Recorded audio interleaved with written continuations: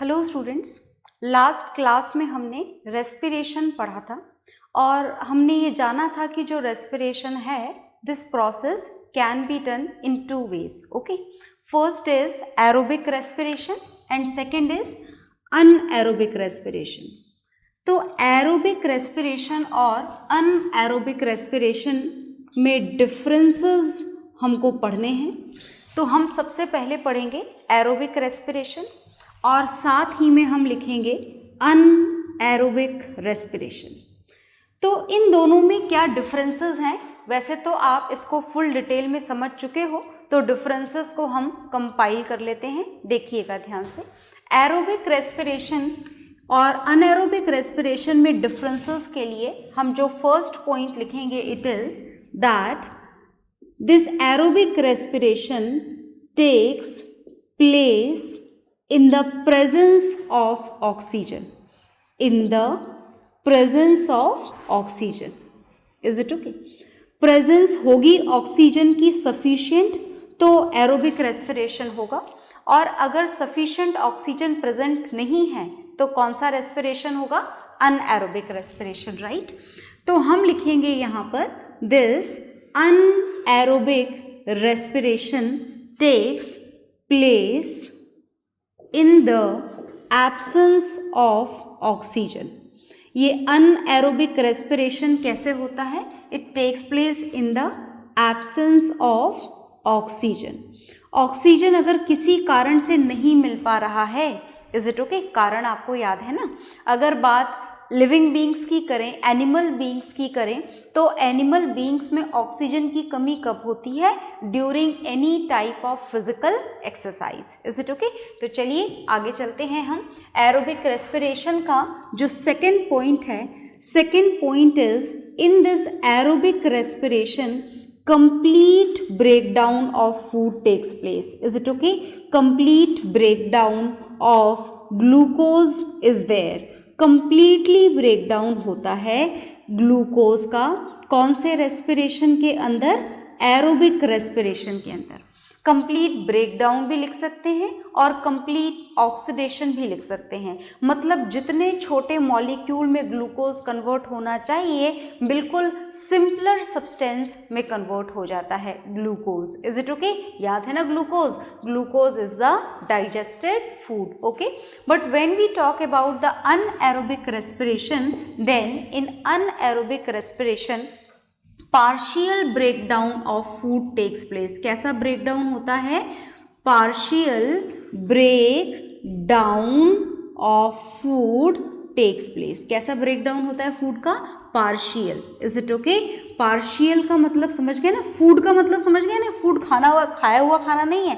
This is the digested one. आप चाहें तो फूड, अगर वर्ड आपको कंफ्यूज कर रहा है तो don't write this word food.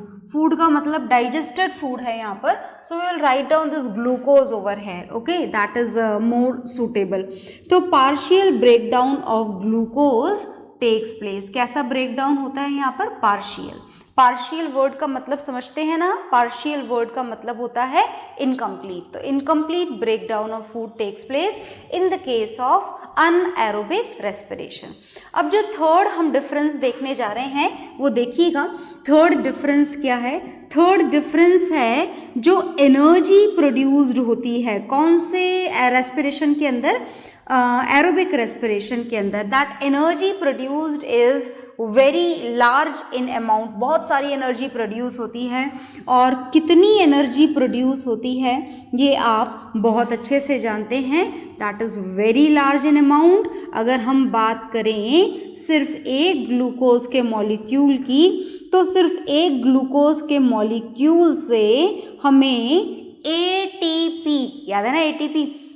ATP is adenosine triphosphate and this is a high energy molecule which is formed inside the cell. कहाँ पर बनता है? सेल के अंदर. Is it okay? कहाँ पर? Inside the mitochondria. Okay. So when we are talking about the aerobic respiration, a very large amount of heat is produced. Not heat, sorry. This is energy is produced in the form of ATP molecules. And when we talk about the anaerobic respiration, then very less energy is produced less energy is produced in anaerobic respiration. So this anaerobic respiration is not at all good for health. If you are going to do continuously physical exercise, then very less amount of energy is produced, and even the harmful products are also produced. So this anaerobic respiration is not at all good for the individuals. Is it okay? So less energy is produced, and how many molecules are produced with one molecule of glucose? You should keep it in your mind. This is only 2 ATP molecules are produced. Is it okay? Glucose के एक molecule से aerobic respiration में कितने molecule बन जाते हैं? 38. और वहीं पर अगर हम अनएरोबिक रेस्पिरेशन की बात करें तो ग्लूकोज के एक मॉलिक्यूल से एनर्जी के कितने मॉलिक्यूल बनते हैं? Only 2 ATP molecules. ATP molecules are same in both of the places, that is adenosine triphosphate, which is a very high energy molecule. Is it okay? तो चलिए आगे चलते हैं. And now we are going to know about the fourth point of this aerobic respiration, that when we are going to talk about the aerobic respiration, then end products are always same, and the end products are, first end product is carbon dioxide, and second end product is water, and third we have written already in third point, so no need to write it again and again. Okay, so end products are carbon dioxide gas and water, that remain same for each and every living being, whether it is plant or an animal. Is it okay? Now we want to know about this anaerobic respiration. So end products are different. When we are going to talk about the plants, then end products are, याद है ना end products? अगर plant की बात करें तो end product होता है ethanol and carbon dioxide gas. किसकी बात हो रही है? ये बात हो रही है प्लांट्स की. या तो यीस्ट मान लो आप, या फिर कोई सा भी प्लांट मान लो. तो when we are talking about the anaerobic respiration in yeast or in plants, then the end products are ethanol and carbon dioxide. Is it okay? And when we are talking about the same end products in case of animals, तो animals में जो anaerobic respiration होता है तो इन animals and product अलग हो जाते हैं, और जो मेन एंड प्रोडक्ट होता है that is lactic acid. And don't forget about it that this lactic acid produced is responsible for the cramps in the muscle. Even in the other animals like lion, tiger and all, they also are going to produce this lactic acid during anaerobic respiration while they are doing the physical exercise. Then in their muscles also this lactic acid is produced, which is responsible for the muscle cramps. Is it okay? So these are the differences which are here in front of you between the aerobic respiration and anaerobic respiration, noted down in your science registers. Is it okay?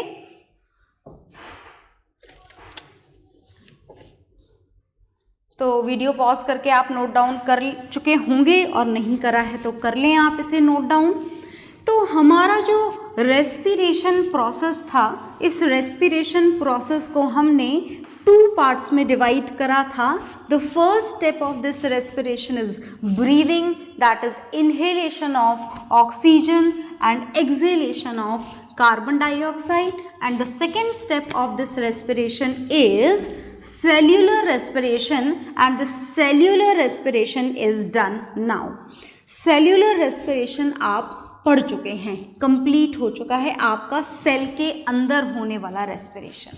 अब cell के बाहर होने वाले respiration की बारी है, मतलब mechanism of breathing पढ़ना है आपको कि ब्रीथ कैसे करते हैं डिफरेंट लिविंग बीइंग्स, प्लांट कैसे ब्रीथ करते हैं. तो चलिए हम ये जो रेस्पिरेशन की फर्स्ट स्टेप हम लोग समझने जा रहे हैं, cellular respiration different living beings में कैसे होता है ये हम जान चुके हैं. तो फिलहाल जो हम पढ़ने जा रहे हैं, this is the respiration in plants. Respiration का मतलब समझ गए ना, हम यहाँ पर प्लांट्स की ब्रीदिंग की बात कर रहे हैं। Is it okay? प्लांट्स के इनहेलेशन और एक्सहेलेशन की बात कर रहे हैं।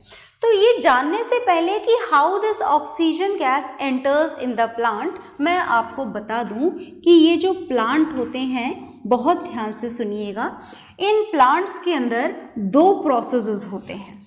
रेस्पिरेशन तो होता ही है, इज इट ओके, जैसा सारे लिविंग बीइंग्स में होता है, आप में होता है, छोटे से छोटे ऑर्गेनिज्म एमीबा में भी होता है, सिमिलरली प्लांट्स में भी होता है। Is it okay?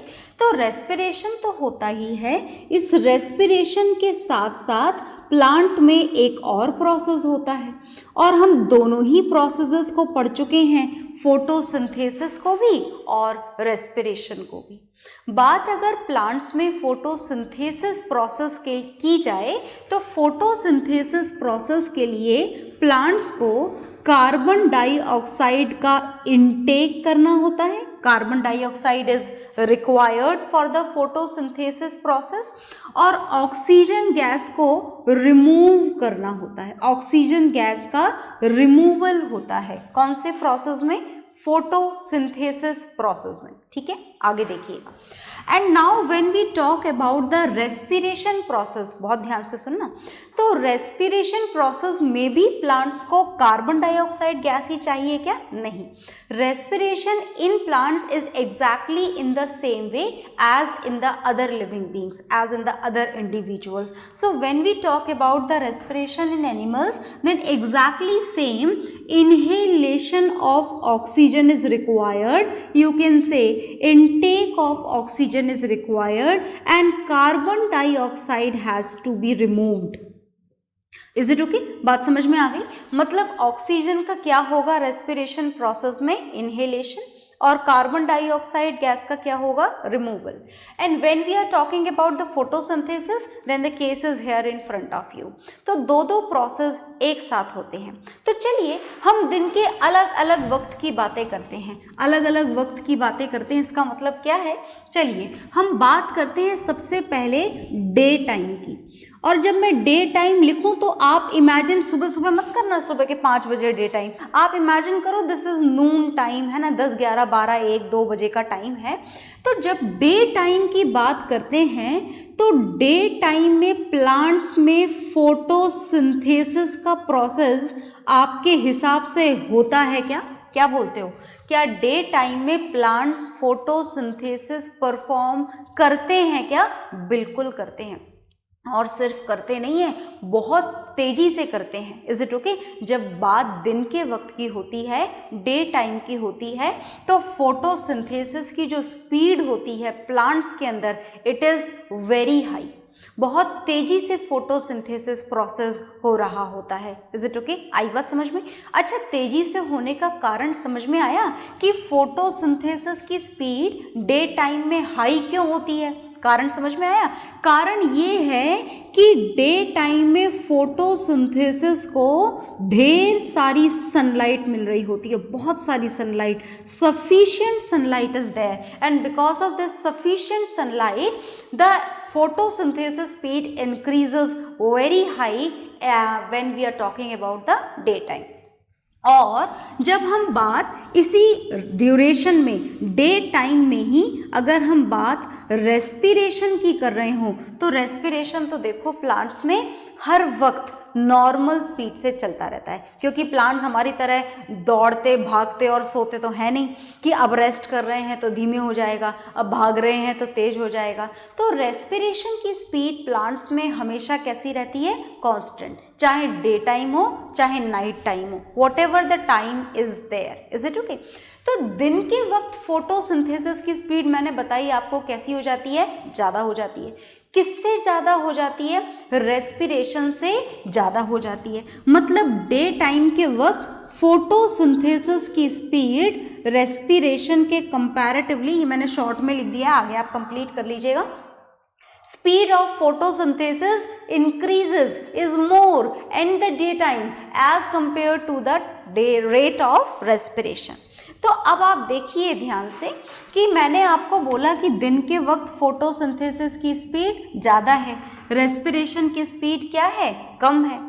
तो इसका मतलब ये हुआ कि खूब सारी कार्बन डाइऑक्साइड यहाँ पर यूज हो रही है और ऑक्सीजन भी खूब सारी प्रोड्यूस हो रही है। कौन से प्रोसेस से, फोटोसिंथेसिस वाले प्रोसेस से।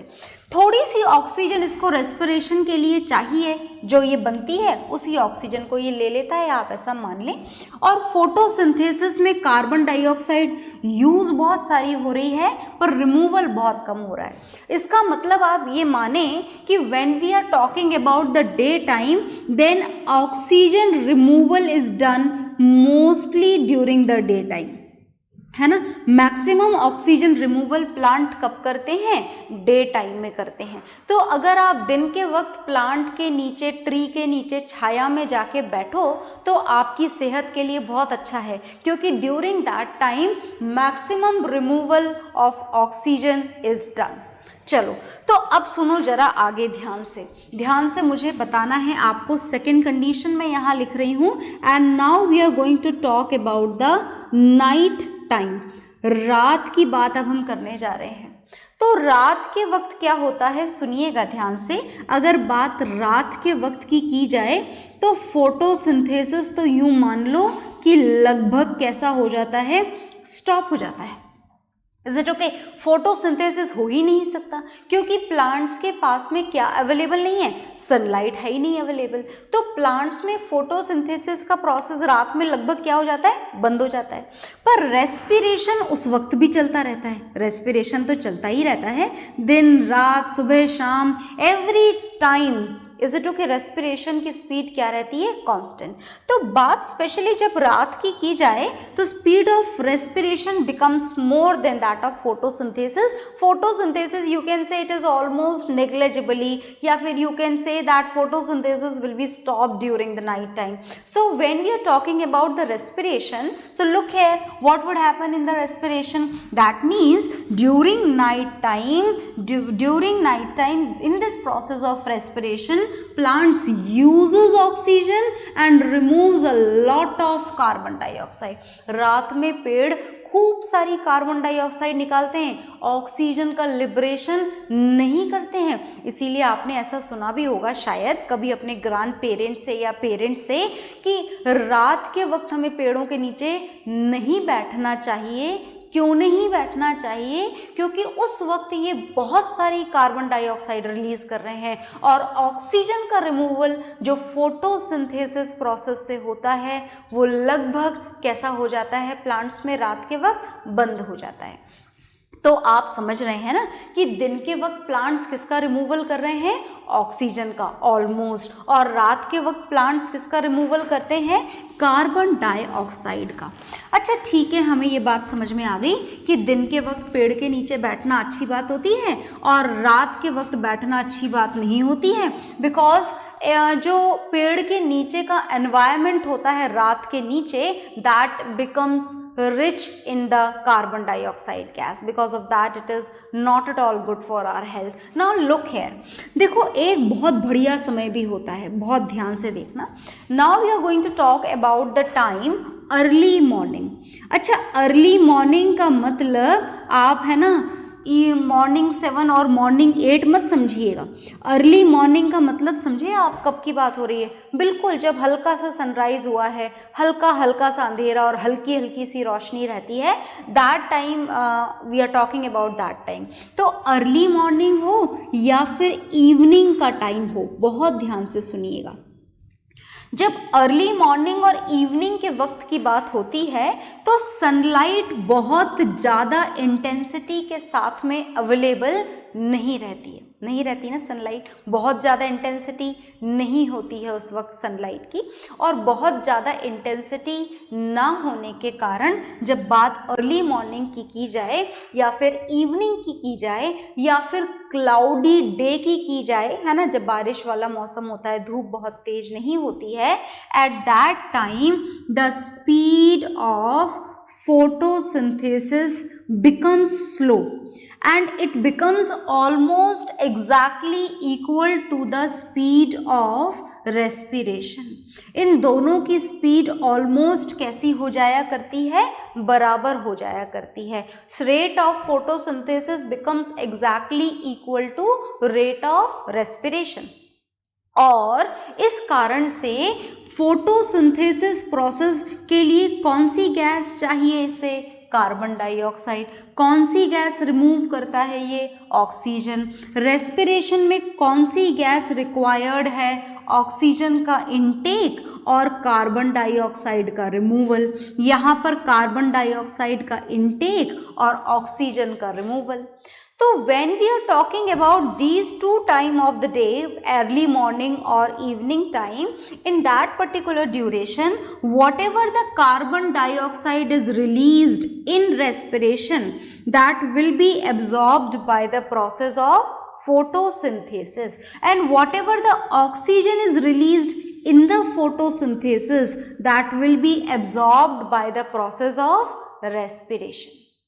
बात समझ में आई? मतलब यहाँ पर इस वक्त आप यूं मान सकते हैं कि अर्ली मॉर्निंग और इवनिंग के वक्त प्लांट्स को एनवायरनमेंट से एज सच गैसियस एक्सचेंज करने की ज़रूरत नहीं होती है, क्योंकि उस वक्त ये फोटोसिंथेसिस में जितनी ऑक्सीजन प्रोड्यूस कर रहा होता है उतनी इधर ले लेता है, और इधर जितनी कार्बन डाइऑक्साइड प्रोड्यूस कर रहा है उधर इतनी ले लेता है। Is it okay? And this point of early morning और इवनिंग और a cloudy day when the rate of photosynthesis becomes exactly equal to rate of respiration, at that particular point in plants is known as compensation point। इस point को क्या बोला जाता है?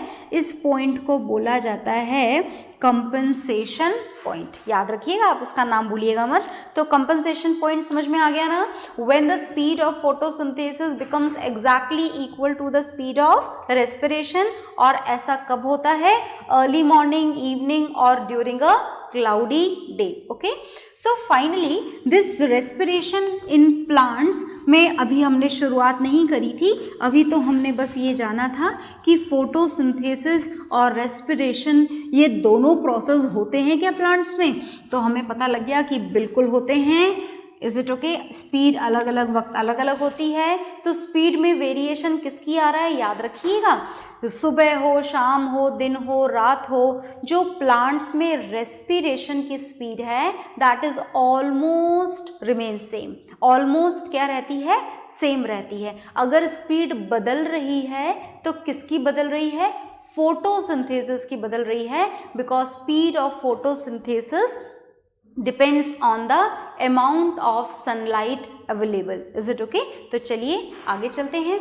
Respiration in plants, मतलब अब हमें फोटोसिंथेसिस से कोई लेना देना नहीं है, अब हमें सिर्फ ये जानना है कि प्लांट्स ऑक्सीजन गैस को एब्जॉर्ब कैसे करते हैं, और साइमल्टेनियसली हमें ये भी जानना है कि कार्बन डाइऑक्साइड का रिमूवल कैसे होता है। और इसके लिए एक बहुत ही खास बात है कि इन दोनों के लिए ही प्लांट्स के पास में ह्यूमन बीइंग्स की तरह या अदर एनिमल्स की तरह कोई स्पेशल ऑर्गन नहीं है। क्या कारण है? जैसे हमारे पास में तो लंग्स हैं, नॉस्ट्रल्स हैं, पूरा एक विंड पाइप है, a lot of respiratory system is there. Is it okay? पूरा डेवलप्ड रेस्पिरेटरी सिस्टम है हमारे अंदर, प्लांट्स में नहीं है। क्योंकि प्लांट्स की एक खास बात है कि अगर हम प्लांट्स के surface area, is it okay, थोड़ी सी मैथमेटिक्स लगा लेते हैं हम यहाँ पर अपनी। प्लांट्स के सरफेस एरिया और प्लांट्स के वॉल्यूम को अगर कंपेयर किया जाए तो प्लांट्स का जो सरफेस एरिया होता है वो बहुत ज़्यादा होता है। ज़्यादा होता है ना प्लांट्स का सरफेस एरिया, बहुत ज़्यादा होता है। कैसे ज़्यादा होता है देखिए बहुत ध्यान से। जैसे अगर हम बात करें स्टेम की तो ये इसका स्टेम, फिर आप बात करें रूट्स की तो रूट्स में रूट हेयर्स भी होते हैं। ये रूट्स, ये रूट हेयर्स, ये रूट्स और ये root hairs. Is it okay? तो ये स्टेम, ये इसका पूरा हिस्सा सरफेस एरिया, ये रूट्स का सरफेस एरिया, ये इस वाली रूट का surface area, even this root hair is also having a particular area, इसका भी कोई ना कोई सरफेस एरिया है। फिर आ जाइए आप इसकी ब्रांचेस पर, तो ब्रांचेस का भी सरफेस एरिया है। फिर यहाँ पर आ जाइए आप इसकी लीफ पर, तो each and every leaf is also having the surface area, upper one and lower one. तो ये जो आपने पेड़ देखा या जितने भी देखते हैं आप, उसके वॉल्यूम के कंपैरेटिवली उसका सरफेस एरिया कैसा होता है? बहुत ज़्यादा होता है। और ये सरफेस एरिया बहुत ज़्यादा होने के कारण ये जो प्लांट्स हैं इनके पास में कोई दो स्पेशल नॉस्ट्रल्स या लंग्स नहीं होते हैं। प्लांट्स में हर हिस्सा अपना अलग अलग ब्रीथ इन प्रोसेस, अलग अलग ब्रीथ आउट प्रोसेस कंप्लीट करता है। मतलब प्लांट्स में रेस्पिरेशन लीव्स अलग करती हैं, स्टेम अलग करता है, रूट्स अलग करती हैं। और ये रेस्पिरेशन लीव्स कैसे करती हैं, रूट्स में किस तरीके से होता है और स्टेम में किस तरीके से होता है, that will see in the next class. Is it okay? तो हम इस रेस्पिरेशन इन प्लांट्स को नेक्स्ट क्लास में कंप्लीट करेंगे। तो जितना आपको पढ़ाया गया है उतना आप रिवाइज करेंगे। Okay, bye everyone.